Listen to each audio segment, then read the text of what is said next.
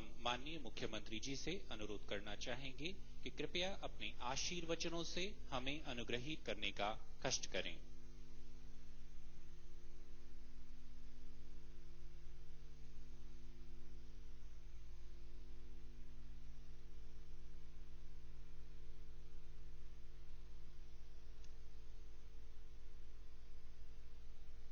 स्वतंत्रता दिवस के इस पावन पर्व पर समारोह में उपस्थित हमारे उत्तराखंड विधानसभा के अध्यक्ष आदरणीय प्रेमचंद अग्रवाल जी, हमारे राज्यसभा के सांसद आदरणीय नरेश बंसल जी, हमारे लोकसभा टिहरी की लोकप्रिय सांसद आदरणीय महारानी जी, हमारे इस क्षेत्र के लोकप्रिय विधायक आदरणीय खजानदास जी, हमारे देहरादून के मेयर सुनील उनियाल गामा जी, मेरे साथ यहाँ पर उपस्थित आदरणीय विश्वास डावर जी, यहाँ पर हमारे बहुत सारे महानुभाव, अब मैं नाम की औपचारिकता में नहीं जा रहा हूँ, सभी उपस्थित सभी अतिथिगण और हमारे प्रदेश के मुख्य सचिव संधू साहब, पुलिस महानिदेशक अशोक जी, सभी अधिकारीगण, सभी कर्मचारीगण, सभी उपस्थित पत्रकार मित्रों, छायाकार बंधुओं, मैं सबसे पहले तो 75वें स्वतंत्रता दिवस की आप सबको हार्दिक बधाई एवं शुभकामनाएं देता हूं। आज का दिन इसलिए भी अत्यंत महत्वपूर्ण है कि आज से हम भारत की स्वतंत्रता के 75वें वर्ष अर्थात हीरक जयंती वर्ष में प्रवेश कर रहे हैं। आज हम जिस खुली हवा में सांस ले रहे हैं वह महान स्वतंत्रता के सेनानियों के त्याग एवं बलिदान का प्रतिफल है। इसी त्याग एवं बलिदान के प्रति कृतज्ञता व्यक्त करने के लिए हमारे देश के यशस्वी प्रधानमंत्री जी ने एक नए संकल्प से आगे बढ़ने के उद्देश्य से सभी देशवासियों का आह्वान किया है कि स्वतंत्रता के इस पावन पर्व को अमृत महोत्सव के रूप में मनाया जाए। माननीय प्रधानमंत्री जी ने सनातन भारत की नींव और न्यू इंडिया के निर्माण का जो संकल्प लिया है उसे सिद्ध करने के लिए हम सभी 130 भारतवासियों को अपना हाथ आगे बढ़ाना होगा, तभी स्वतंत्रता के इस अमृत महोत्सव का उद्देश्य पूर्ण होगा। माननीय प्रधानमंत्री जी ने जिस दिन ठीक आज से एक दिन पहले, आज के दिन हमें भारत को आजादी मिली, भारत का हम स्वतंत्रता दिवस मना रहे हैं, उससे पहले 14 अगस्त की मध्य रात्रि को जो विभाजन की विभीषिका स्मृति दिवस के रूप में भी मनाने का आह्वान किया है। यह दिवस जहां एक ओर हमें विभाजन की दुखद त्रासदी से मिले सबक का बोध कराएगा, वही हमें आपसी भेदभाव, वैमनस्य एवं दुर्भावना के जहर को भी खत्म करने के लिए प्रेरित करेगा। मैं देश के स्वतंत्रता संग्राम में अपने आप को आहूत करने वाले तथा देश को नेतृत्व देने वाले सभी महान विभूतियों को नमन करता हूं, सभी वीर जवानों को नमन करता हूं जिन्होंने आजादी के बाद भी राष्ट्र रक्षा में अपने प्राणों का बलिदान दिया है। सीमा पर खड़े सैनिकों को, वीर सैनिकों को, जिनके कारण से हम आजाद हिंदुस्तान में खुली हवा और खुली सांस ले रहे हैं, मैं उन सैनिकों को प्रणाम करता हूं जो प्रतिकूल से प्रतिकूल परिस्थितियों में भी देश की एकता एवं अखंडता को रक्षा हेतु तत्पर हैं। मैं आज के इस पावन अवसर पर जिन्होंने उत्तराखंड के आंदोलन को आगे बढ़ाया, जिन्होंने राज्य निर्माण में अपना योगदान दिया, ऐसे सभी अमर शहीदों और आंदोलनकारियों को भी श्रद्धापूर्वक नमन करता हूं। भाइयों और बहनों, 21वीं सदी के इस दौर में हम एक नए भारत के निर्माण हेतु अपना सर्वश्रेष्ठ प्रदर्शन करना होगा। राष्ट्र सेवा के लक्ष्य को आत्मसात कर नई नीति और नई नीति के साथ आगे बढ़ना होगा, तभी हम एक भारत श्रेष्ठ भारत की परिकल्पना को साकार कर पाएंगे। माननीय प्रधानमंत्री जी श्री नरेंद्र मोदी जी के विजन और संकल्प शक्ति से पिछले 7 वर्षों में देश ने कई ऐतिहासिक उपलब्धियां प्राप्त की हैं। हमारा देश कई ऐसे महान निर्णयों का साक्षी बना है जिनकी कल्पना भी इससे पहले मुश्किल थी। सैकड़ों वर्षों के संघर्ष के बाद अयोध्या में हम सभी के आराध्य देव, जिनका नाम हम लोग हर पल और हर क्षण लेते हैं, कभी कोई कष्ट आता है, कोई परेशानी आती है, हमारे मुंह से अनायास या स्वाभाविक रूप से हे राम निकलता है। ऐसे आराध्य भगवान श्री राम के भव्य मंदिर का निर्माण का मार्ग भी इसी सरकार में नरेंद्र मोदी जी के नेतृत्व में संभव हुआ है। यह माननीय प्रधानमंत्री जी की संकल्प शक्ति है कि हमारे जम्मू कश्मीर के भाई बहनों को, और जिस राज्य से हम लोग आते हैं, हमारे उत्तराखंड प्रदेश से बहुत सारे हमारे हजारों की संख्या में सैनिकों ने उस कश्मीर को बचाने के लिए अपनी शहादत दी। उस धारा 370 और 35A से भी आजादी दिलाने का काम देश के यशस्वी प्रधानमंत्री नरेंद्र मोदी जी के नेतृत्व में हुआ है। एक देश और एक विधान और एक निशान का संकल्प साकार हुआ है। मुस्लिम बहनों को 3 तलाक से हो रहे शोषण से आजादी मिली है। भारत विरोधी ताकतों को मुंहतोड़ जवाब दिया जा रहा है।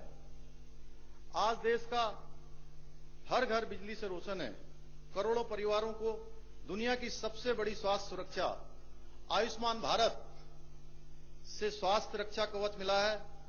उज्ज्वला योजना से हमारी माताओं बहनों का जीवन आसान हुआ है।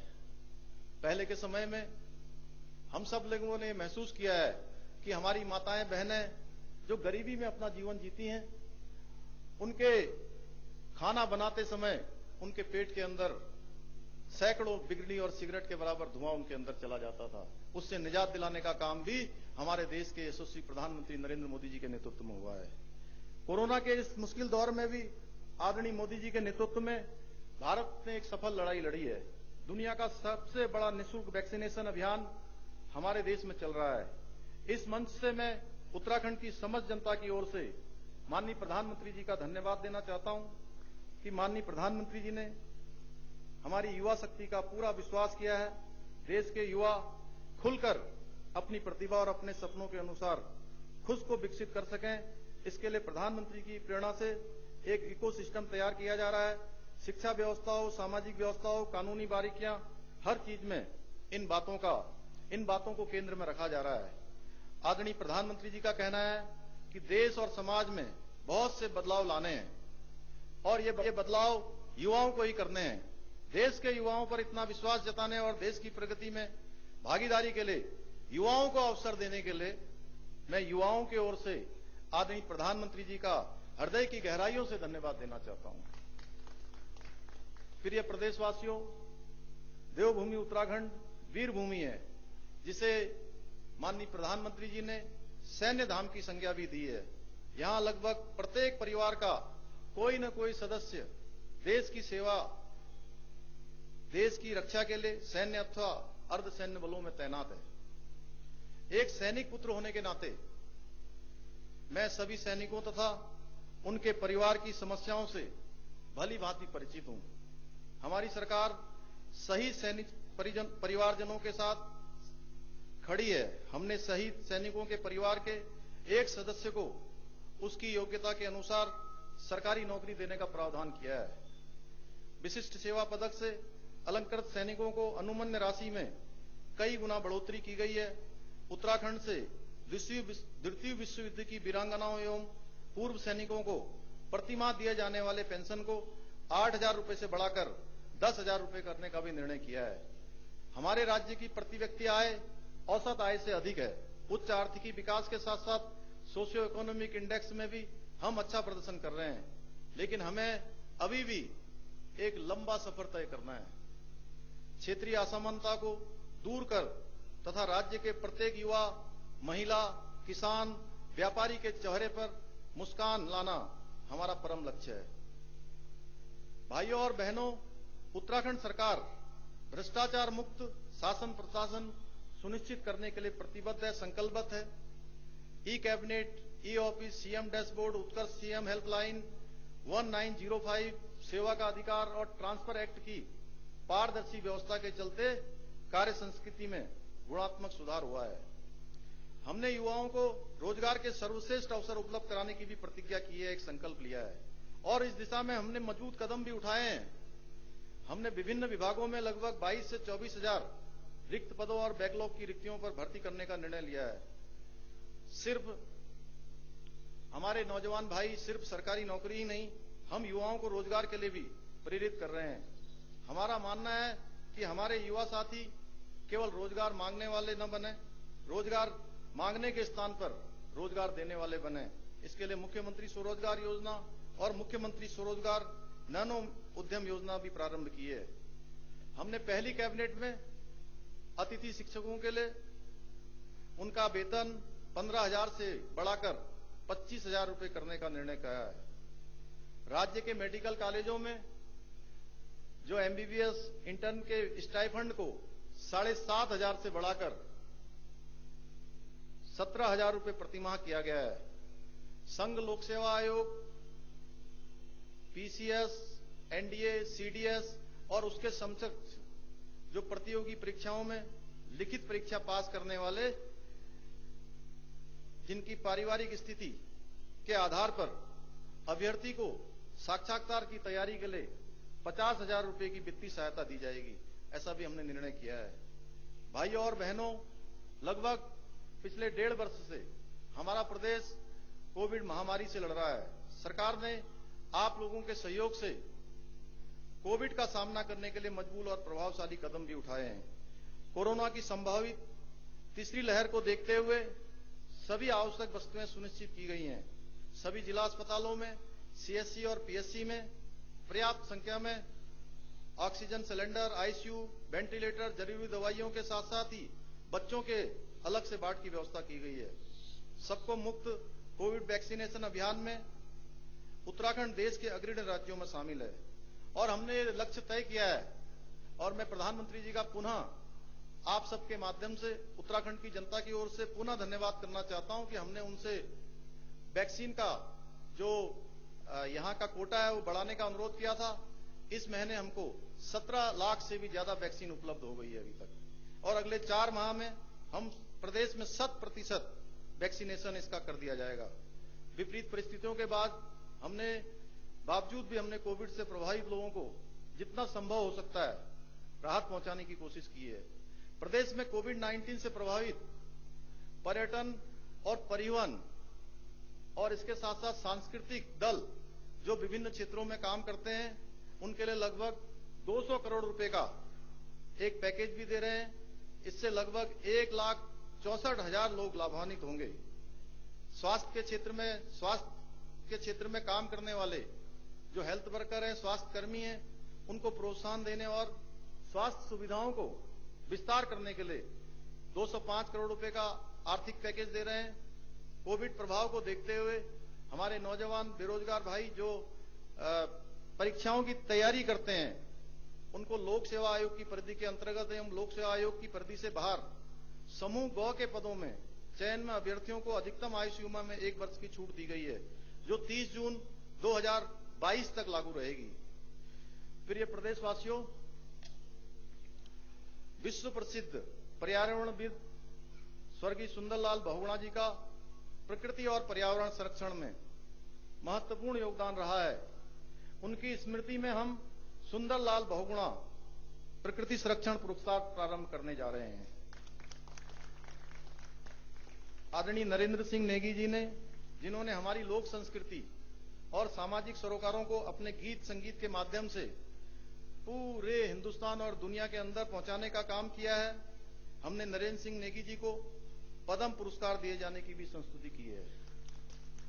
हमने महिलाओं और किसानों के आर्थिक विकास एवं सशक्तिकरण हेतु भी संकल्प लिया है। राज्य की आर्थिकी को बढ़ावा देने के लिए पहाड़ी खेती, जैविक खेती, बागवानी एवं खाद्य प्रसंस्करण को मजबूती देना जरूरी है। प्रधानमंत्री श्री नरेंद्र मोदी ने देश के किसानों की आय को दुगना करने का संकल्प लिया है। उत्तराखंड इस दिशा में महत्वपूर्ण भूमिका निभा रहा है। सुगंधित और औषधि पौधों की खेती को बढ़ावा देने पर भी सरकार कार्य कर रही है। प्रदेश में लगभग 650 खाद्य प्रसंस्करण केंद्र हैं जिनकी संख्या को बढ़ाने पर भी कार्य किया जा रहा है। बागवानी को बढ़ावा देने के लिए सरकार विभिन्न योजनाओं में 33 से लेकर 100% तक अनुदान दे रही है। आज उत्तराखंड की सब्जियों और फलों की मांग देश ही नहीं बल्कि विदेशों में भी के बाजारों में भी हो रही है। बहुत से प्रवासी उत्तराखंड वासी अपने गांवों में लौटकर बागवानी और खाद्य प्रसंस्करण को रोजगार के माध्यम के रूप में अपना रहे हैं। दीनदयाल उपाध्याय सहकारिता योजना के अंतर्गत किसानों को 3 लाख रुपए और महिला स्वयं सहायता समूह को 5 लाख रुपए तक का ऋण बिना ब्याज के उपलब्ध कराया जा रहा है। इसके माध्यम से हमारे जरूरतमंद किसान भाई पारंपरिक खेती के साथ साथ पशुपालन, जड़ी बूटी उत्पादन, डेयरी, बेमौसम फल सब्जी उत्पादन जैसे कार्यों में आगे आ रहे हैं। प्रधानमंत्री किसान सम्मान निधि योजना अब तक प्रदेश के लगभग 9 लाख किसानों को लाभान्वित किया गया है। सौर ऊर्जा और पिरूल ऊर्जा नीति ग्रामीण युवाओं की आजीविका में सहायक हो रही है। पर्यटन का क्षेत्र भी एक ऐसा क्षेत्र है जिसको ग्रामीण एवं युवाओं की आजीविका से जोड़ने में हमने कामयाबी प्राप्त की है। हमारी होम स्टे योजना से ग्रामीण अर्थव्यवस्था को मजबूती मिल रही है। ट्रैकिंग मार्गों पर होम स्टे की विशेष प्रोत्साहन दिया जा रहा है। साहसिक पर्यटन को बढ़ावा देने के अलग से विंग बनाई गई है। पर्यटन क्षेत्रों में निवेश के लिए पर्यटन, आयुष व वेलनेस, आईटी और ऊर्जा सहित सर्विस सेक्टरों पर विशेष फोकस किया गया है। ईज ऑफ डूइंग बिजनेस में राज्य के सुधारों की सराहना करते हुए भारत सरकार द्वारा 702 करोड़ की अतिरिक्त ऋण सुविधा प्रदान की गई है। हमने एमएससी एसएमई के केंद्र में पर्वतीय क्षेत्रों को रखा है। सीमांत तहसीलों के लिए मुख्यमंत्री सीमांत क्षेत्र विकास योजना शुरू की है। सभी न्याय पंचायतों में क्लस्टर आधारित अप्रोच पर ग्रोथ सेंटर बनाए जा रहे हैं। माननीय प्रधानमंत्री जी के बेटी पढ़ाओ अभियान को आगे बढ़ाते हुए हमने मुख्यमंत्री महालक्ष्मी योजना की शुरुआत की है। इसके तहत प्रथम 2 बालिकाओं के जन्म पर माता और नवजात कन्या शिशु को मुख्यमंत्री महालक्ष्मी किट उपलब्ध कराई जा रही है। हमारा राज्य पिछले वर्ष वन नेशन वन कार्ड योजना से जुड़ गया है, जिसके अंतर्गत हमारे राज्य के राशन कार्ड धारकों को एक राज्य से दूसरे राज्य अथवा एक जनपद से दूसरे जनपद में किसी भी राशन की दुकान से खाद्यान्न प्राप्त करने की सुविधा मिल गई है। एक महत्वपूर्ण योजना जो प्रधानमंत्री जी ने चलाई है, प्रधानमंत्री गरीब कल्याण योजना अन्न योजना। प्रधानमंत्री गरीब कल्याण अन्न योजना के अंतर्गत राज्य के लगभग 63 लाख लोगों को प्रति व्यक्ति प्रति माह 5 किलो राशन मिल रहा है। प्रधानमंत्री शहरी आवास योजना में हम राज्य के नगरीय क्षेत्रों में जो बेघर हैं, बेसहारा हैं, ऐसे लोगों के लिए लगभग 25,000 मकान बनाने का भी प्रावधान कर रहे हैं। भाइयों और बहनों, पिछले 4.5 वर्षों में हमारी सरकार ने विकास के हर फ्रंट पर उल्लेखनीय कार्य किए हैं। सतत विकास लक्ष्य सूचकांक में वर्ष 2018 में हम 10वें स्थान पर थे और आज हमारा स्थान 3रा हो गया है। ऊर्जा और कानून व्यवस्था संबंधी इंडेक्स में हमारा राज्य प्रथम स्थान पर है। हमने इन 4.5 वर्षों में 759 चिकित्सकों की नियुक्ति की है, जबकि इससे पूर्व के 5 वर्षों में 207 चिकित्सकों की तैनाती की गई थी। इसी अवधि में मातृ मृत्यु अनुपात 201 से घटकर 99, शिशु मृत्यु दर 38 से घटकर 31 और बाल मृत्यु दर 41 से घटकर 31 हो चुकी है। अटल आयुष्मान योजना में राज्य के सभी परिवारों को 5 लाख रुपए वार्षिक की निःशुल्क चिकित्सा सुविधा देने वाला उत्तराखंड देश का पहला राज्य है। 2 लाख से भी ज्यादा लोग इस योजना का अभी तक लाभ ले चुके हैं। देश भर के 22,000 से अधिक अस्पताल इसमें सूचीबद्ध हैं। चाहे नहरों का निर्माण हो, बाढ़ सुरक्षा कार्य हो, सीवरेज ट्रीटमेंट प्लांट को या कूड़ा प्रबंधन के कार्य हो, हमने हर क्षेत्र में बढ़कर कार्य किया है। परिवहन निगम ने सिर्फ बसों की संख्या बढ़ाई है, बल्कि प्रति किलोमीटर आय और बसों का लोड फैक्टर भी बढ़ाया है। राष्ट्रीय आजीविका मिशन, प्रधानमंत्री आवास योजना, पंचायती राज की योजनाओं के माध्यम से प्रदेश के लोगों के जीवन स्तर में वृद्धि की गई है। जहां पिछली सरकार ने 1639 किलोमीटर लंबाई की सड़कों को अपग्रेड करते हुए 23 नए राजमार्ग बनाए थे, हमारी सरकार ने 5000 किलोमीटर से भी अधिक लंबाई के मार्गों को अपग्रेड करके 250 से भी अधिक मार्ग निर्मित किए हैं। भाइयों और बहनों, स्वतंत्रता दिवस के इस पावन अवसर पर यह उपलब्धियां हमें विश्वास दिलाती हैं कि उत्तराखंड विकास की दिशा में तेजी से अग्रसर है और ऐसा कोई कारण नहीं है कि हम देश के शीर्ष राज्य भरपूर न बन पाएं। विकास की इस यात्रा में हमें केंद्र सरकार का भी भरपूर सहयोग मिल रहा है। इसके लिए मैं देश के माननीय प्रधानमंत्री नरेंद्र मोदी जी और उनके पूरे सभी सहयोगियों को बहुत अपनी दिल की गहराइयों से धन्यवाद देना चाहता हूं। केंद्र सरकार द्वारा 1 लाख करोड़ रुपए से भी अधिक की विभिन्न परियोजना प्रदेश के लिए स्वीकृत हुई हैं। 125 किलोमीटर लंबी ऋषिकेश कर्णप्रयाग रेल परियोजना और 889 किलोमीटर की ऑल वेदर रोड परियोजना में तेजी से काम किया जा रहा है। बीआरओ द्वारा पिथौरागढ़, चमोली, उत्तरकाशी आदि सीमांत जनपदों में सड़कों और पुलों का निर्माण किया जा रहा है।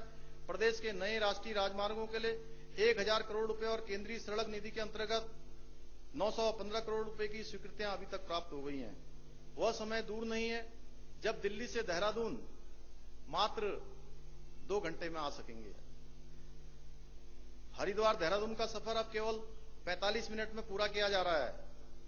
देहरादून से टेहरी झील के लिए 2 लेन टनल और पीलीभीत खटीमा राष्ट्रीय राजमार्ग के निर्माण के लिए भी केंद्र से सहमति मिल चुकी है। वर्षों से रुके हुए डोबरा चाटी पुल के पूरा होने से प्रतापनगर और टेहरी के बीच 80 किलोमीटर की दूरी कम हुई है और क्षेत्र की जनता को राहत मिली है। जौलीग्रांट एयरपोर्ट को अंतर्राष्ट्रीय स्तर का बनाया जा रहा है। उधम सिंह नगर के ग्रीनफील्ड एयरपोर्ट विकसित किया जा रहा है। उत्तराखंड पहला राज्य है जहां उड़ान योजना में हेली सर्विस शुरू की गई है।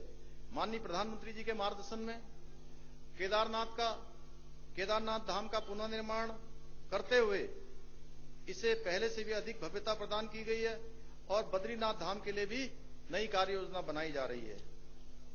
इसके अतिरिक्त Bharatmala project, Bharat net phase 2, Jamrani बहुउद्देशीय परियोजना, Namami Gange, smart city project जैसे कई परियोजनाएं उत्तराखंड के विकास में अपना योगदान दे रही है।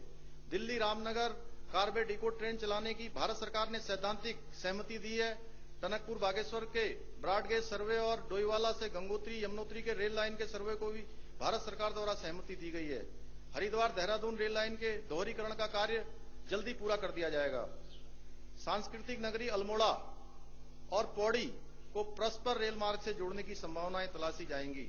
इस संबंध में शीघ्र ही माननीय रेल मंत्री जी से मुलाकात करूंगा।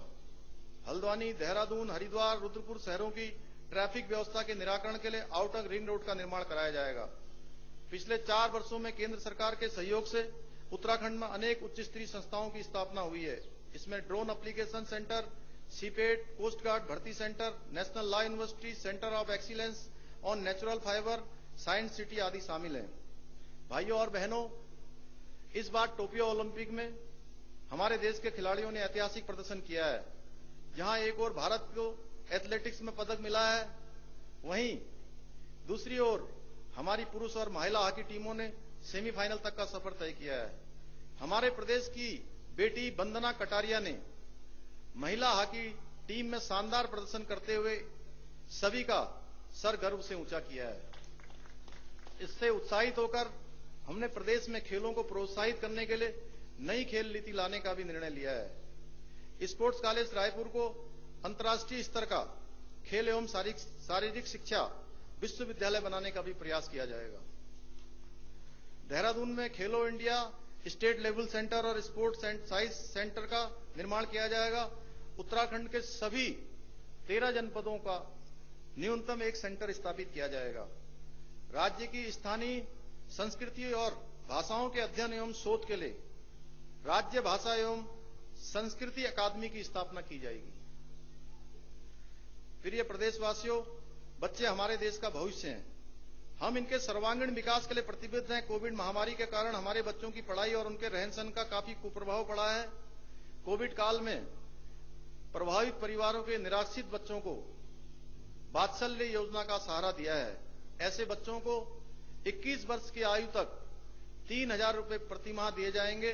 राज्य सरकार इन बच्चों का एक अभिभावक की तरह पूरा संरक्षण करेगी।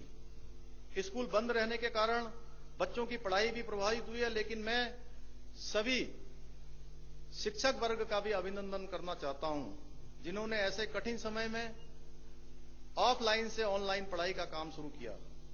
ऑनलाइन पढ़ाई को सुगम बनाने के लिए मैं आज के इस महान पर्व पर, स्वतंत्रता दिवस के अवसर पर यह घोषणा करता हूं कि हम अपने राज्य के राजकीय स्कूलों को कक्षा 12 और 10 के छात्र छात्राओं को निःशुल्क मोबाइल टैबलेट प्रदान करेंगे। इन मोबाइल टैबों में सभी शिक्षण सामग्री पहले से ही लोड रहेगी। यही नहीं, कोरोना की तीसरी लहर से अपने बच्चों को बचाने के लिए हमने यह निर्णय लिया है कि हम बच्चों की इम्यूनिटी बढ़ाने वाले खाद्य सामग्री का भी वितरण करेंगे।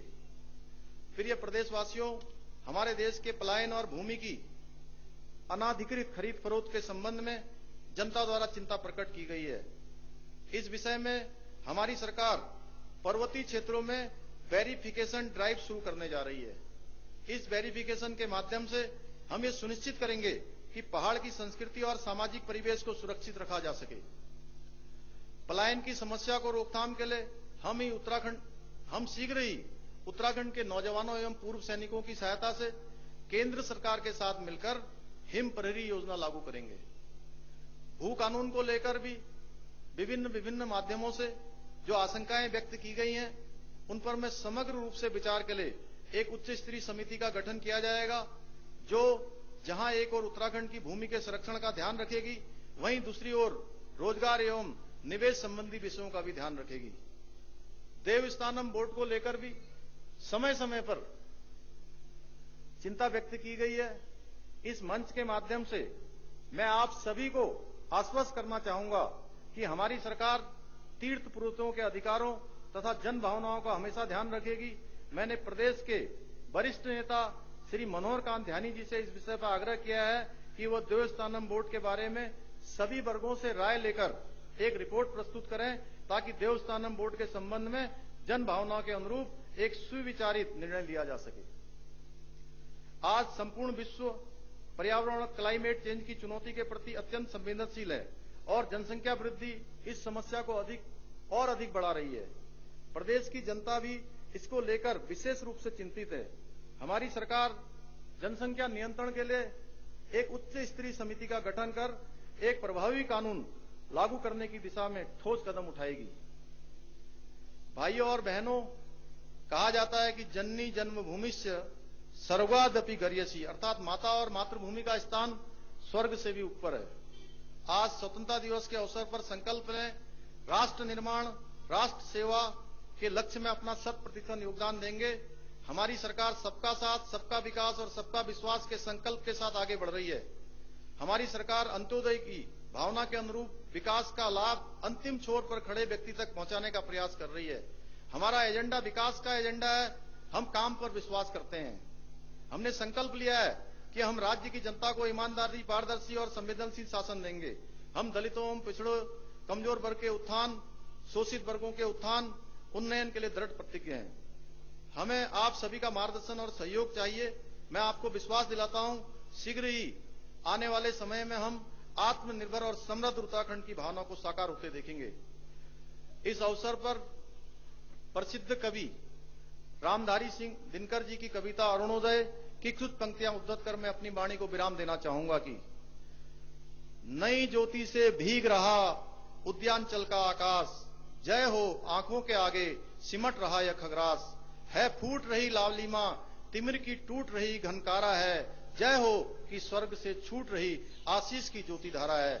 एक बार मैं पुनः आप सभी को स्वतंत्रता दिवस और आजादी के इस अमृत महोत्सव की बधाई देते हुए अपनी वाणी को विराम देता हूं। जय हिंद, जय उत्तराखंड। हृदय की गहराइयों से धन्यवाद महोदय। कार्यक्रम के अगले क्षण में उत्कृष्ट, सराहनीय एवं विशिष्ट कार्यों के लिए अधिकारियों एवं कर्मचारियों को सम्मानित किया जाएगा। पुलिस महानिदेशक महोदय से हमारा विनम्र अनुरोध कि कृपया माननीय मुख्यमंत्री जी को मेडल अलंकरण हेतु आमंत्रित करने का कष्ट करें। स्वतंत्रता दिवस 2021 के अवसर पर केंद्रीय गृह मंत्री द्वारा पुलिस प्रशिक्षण संस्थानों में नियुक्त प्रशिक्षकों को उनकी उत्कृष्ट सेवा के लिए यूनियन होम मिनिस्टर्स मेडल 2018-19 एवं प्रमाण पत्र प्रदान किए जाने की घोषणा की गई है।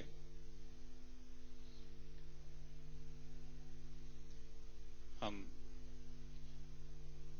मेडल अलंकरण के क्रम में सर्वप्रथम आमंत्रित उप निरीक्षक श्री निशांत कुमार, एटीसी हरिद्वार।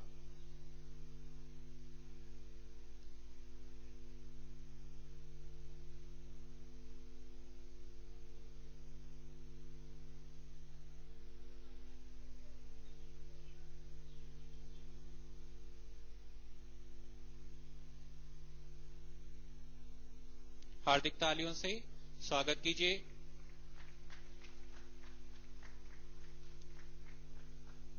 पदक विजेता इन वीर जवानों का। इसके बाद हार्दिक स्वागत उप निरीक्षक श्री कृष्ण चंद्र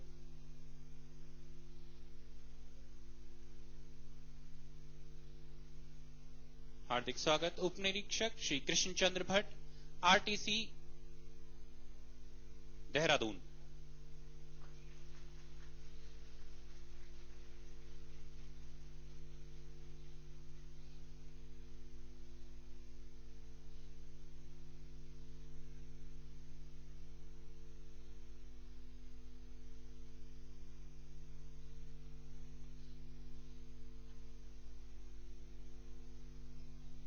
अग्रिम क्रम पर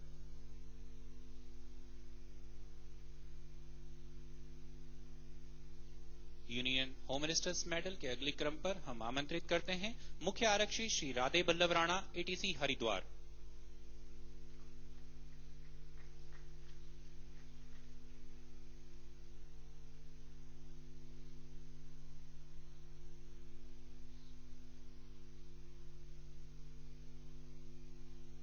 इसके पश्चात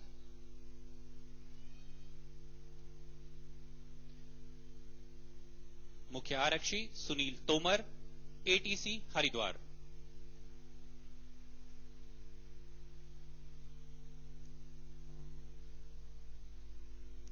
पुलिस महानिदेशक उत्तराखंड द्वारा स्वतंत्रता दिवस 2021 के अवसर पर सेवा के आधार पर एवं विशिष्ट कार्य के लिए पुलिस अधिकारियों एवं कर्मचारियों को माननीय मुख्यमंत्री सराहनीय सेवा पदक प्रदान किए जाने की घोषणा की गई है।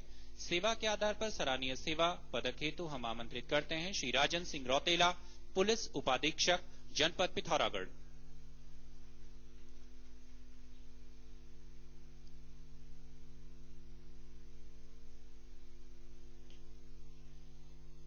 और सेवा के आधार पर ही सराहनीय सेवा के लिए माननीय मुख्यमंत्री सराहनीय सेवा पदक श्री भगवती प्रसाद पंत, मुख्य आरक्षी 40वीं वाहिनी पीएसी।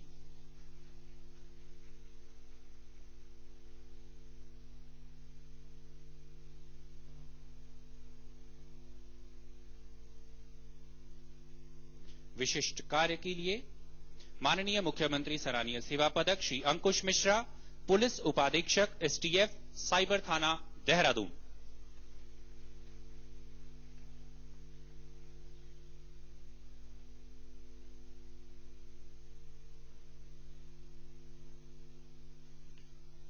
विशिष्ट कार्यों हेतु अगले क्रम पर मंच पर सादर आमंत्रित श्री उमेश कुमार,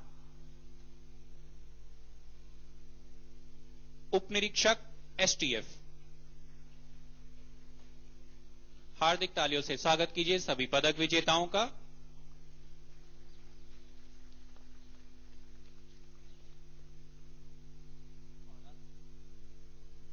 और अब माननीय मुख्यमंत्री महोदय द्वारा राज्य के पर्वतारोहियों को सम्मानित किया जा रहा है।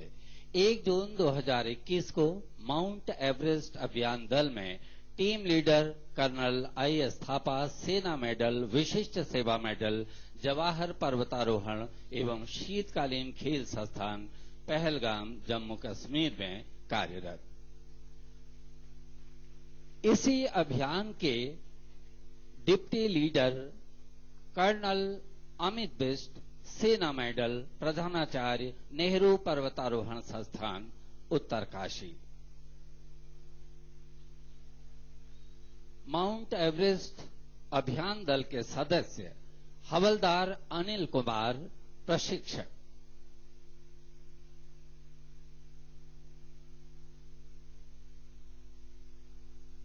अदम्य साहस से प्रकृति की चुनौतियों को स्वीकार करने वाले पर्वतारोहियों में अगला नाम है नायक चंद्र सिंह नेगी, प्रशिक्षक, माउंट एवरेस्ट अभियान दल के सदस्य।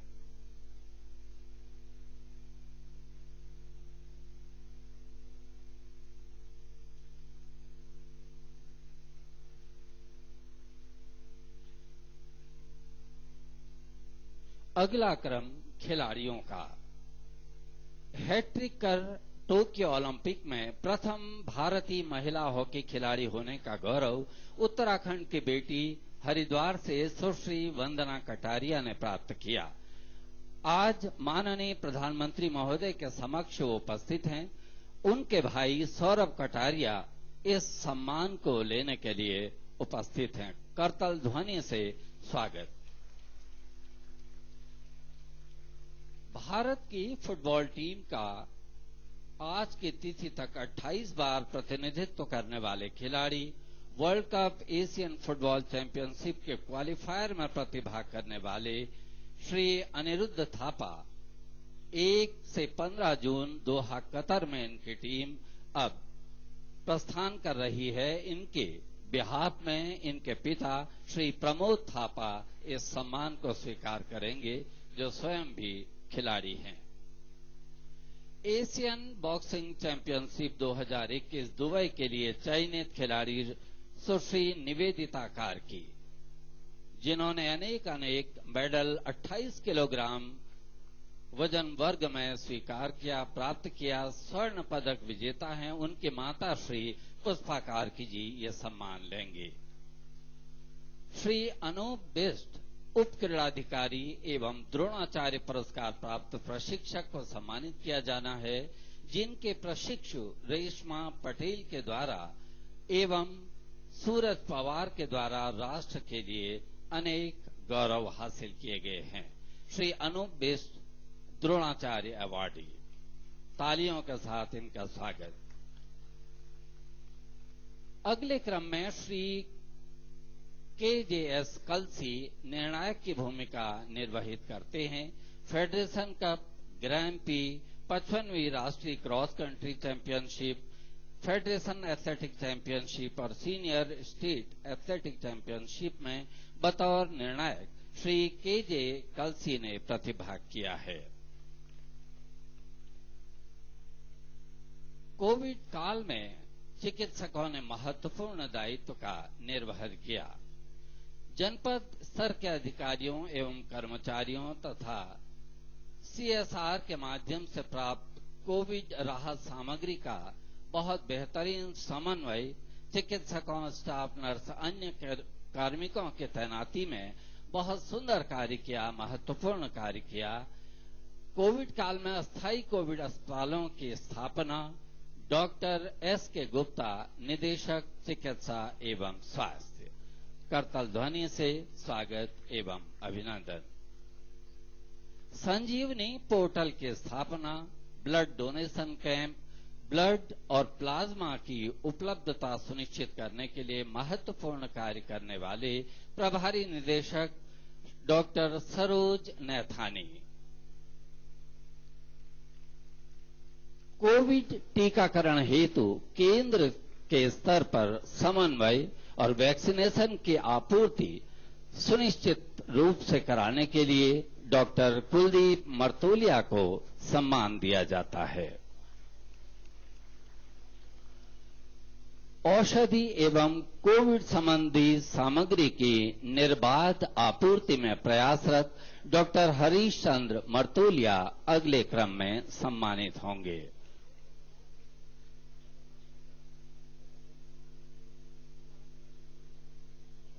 नगर निगम देहरादून के पर्यावरण मित्रों ने पूरे मनोयोग के साथ पर्यावरण संरक्षण में प्रतिभागिता की। हम उनको सम्मानित करते हुए गौरव का अनुभव करते हैं। कोविड काल में उत्कृष्ट कार्य के लिए श्री सोनू पाल और उत्कृष्ट कार्यों के लिए ही श्री मनोज,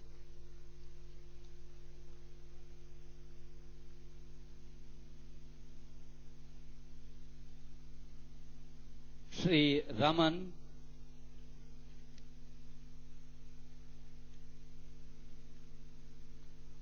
श्री रवि,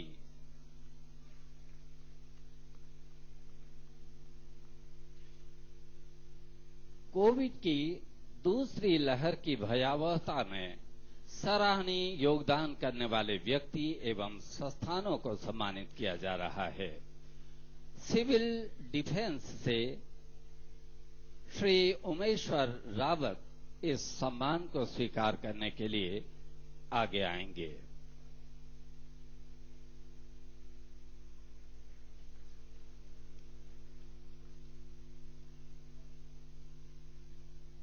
द्वितीय स्तर में जब कोविड की दूसरी लहर थी तो सराहनीय कार्य किया है सिविल डिफेंस से श्री उमेश्वर रावत। राधा स्वामी सत्संग देहरादून श्री अजय सीकरी। तालियों के साथ सभी का सम्मान हम करते रहेंगे। संत निरंकारी मिशन मसूरी श्री हरभजन सिंह।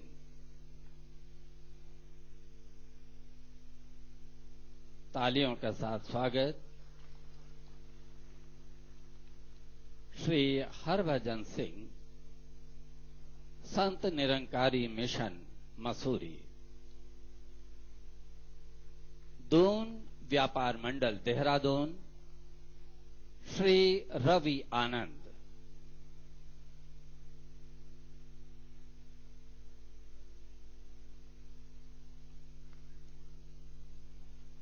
वाणा फाउंडेशन तहसील सदर श्री वीर सिंह।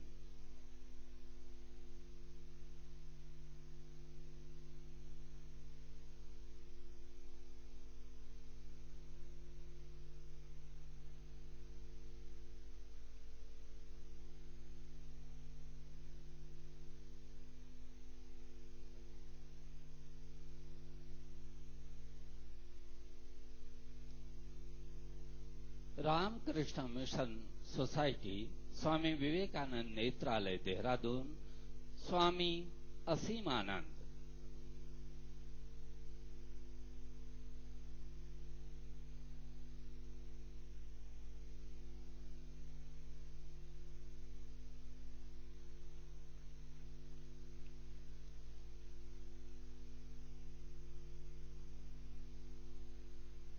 स्वामी असीमानंद। दुख तुम्हें क्या तोड़ेगा, तुम दुखों को तोड़ दो, बस अपनी आंखों से औरों के सपने जोड़ दो। द्वितीय लहर में सराहनीय कार्य इन व्यक्तित्वों ने, इन संस्थानों ने किया। लिंडे इंडिया से सेलाकुई देहरादून श्री सुरेंद्र सिंह।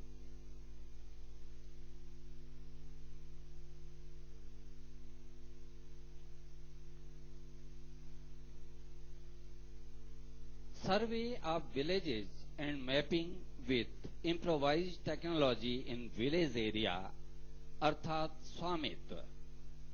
इस योजना को प्रधानमंत्री जी ने बहुत ही मन से, मनोयोग से 24 अप्रैल 2020 से प्रारंभ किया। पंचायती राज मंत्रालय की इस योजना में ई ग्राम स्वराज पोर्टल की शुरुआत की गई है।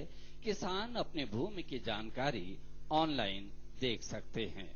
प्रतीक रूप में हमारे 3 कृषक संपत्ति कार्ड को प्राप्त करने के लिए आगे आएंगे।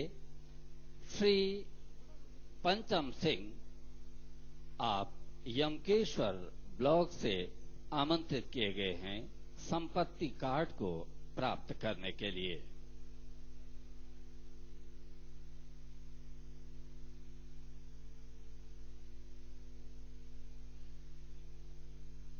श्री कुंवरपाल सैनी, श्री पंचम सिंह और श्री कुंवरपाल सैनी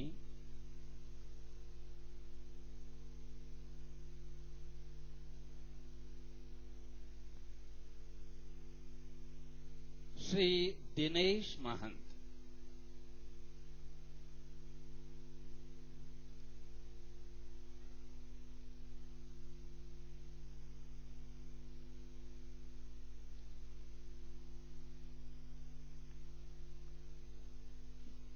जबकि कल जिलाधिकारी महोदय के द्वारा कलेक्ट्रेट में कुछ कार्मिकों को सम्मानित किया जा चुका है, उनके नाम हम सम्मान स्वरूप बोलना चाहेंगे। अनेक चालकों ने आवश्यकता अनुसार अपनी सेवाएं दी। श्री शुभम, श्री दीपक, श्री धर्मेंद्र, श्री दिनेश, श्री जीते विजेंद्र, श्री शेर सिंह अपर जिलाधिकारी कार्यालय। इसके अतिरिक्त मृत व्यक्तियों को अर्थात शवों को शमशान घाट तक ले जाने हेतु अपने वाहनों को उपयोग में लाने वाले श्री महेश कुमार तिवारी, मास्क, सैनिटाइजर इत्यादि का वितरण करने वाले श्री टी.आर. शर्मा, श्री महंत राम जी, तहसील ऋषिकेश में कोविड-19 संक्रमण के दौरान जनमानस को खाद्य आपूर्ति वितरण में सहायता जिन्होंने की, संत जोत सिंह जी, निर्मल आश्रम ऋषिकेश में जनमानस को खाद्य सामग्री इत्यादि वितरित करने में मदद की, श्री नीरजा गोयल, आप दिव्यांग हैं और नीरजा देवभूमि चैरिटेबल ट्रस्ट तहसीलदार सदर इस क्षेत्र से आती हैं, खाद्य सामग्री, सैनिटाइजर इत्यादि और जन जागरूकता का कार्य आपने किया है। और श्री वीरेंद्र सिंह बॉबी, निवासी लक्ष्मणपुर तहसील विकासनगर, कोविड-19 संक्रमण के दौरान इन्होंने अस्पतालों में संक्रमित व्यक्तियों को भर्ती करवाने में मदद की। आज इस पावन अवसर पर उपस्थित सभी महानुभावों का हार्दिक धन्यवाद। हम धन्यवाद ज्ञापित करते हैं माननीय मुख्यमंत्री जी का, पधारे हुए सभी सांसद महोदय का, सभी राजनीतिक दलों के जनप्रतिनिधियों का, अधिकारियों का, कर्मचारियों का बहुत बहुत धन्यवाद एवं एक बार पुनः हार्दिक बधाइयां स्वतंत्रता दिवस की। धन्यवाद।